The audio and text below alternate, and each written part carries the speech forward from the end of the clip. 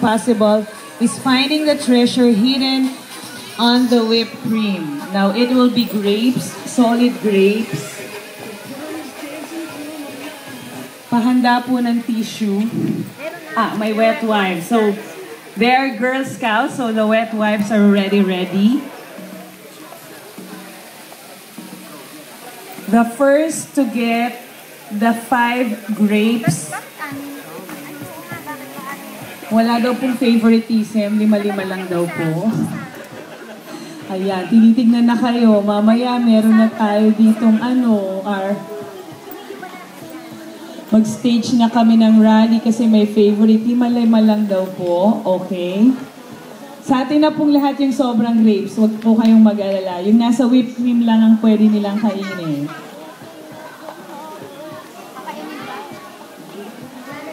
They will just drop it inside the cup. 1 cup for 1 contestant and same with 1 plate. Okay, thank you so much, Miss Mel.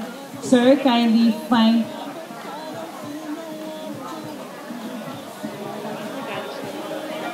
Sir, this is just like a basketball game, but you just need to put your 2 hands on your back because you will just be using your lips, your tongue, and your mouth, in short. Get the grapes, shoot it in the cup. The 5 grapes is your mission tonight. It's so good to feel young. Let's start the treasure hunt now.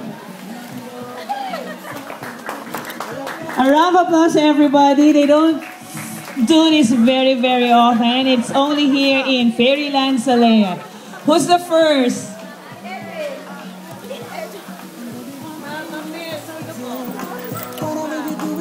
Sir Edwin is the first. A round of applause, everybody, for Edwin.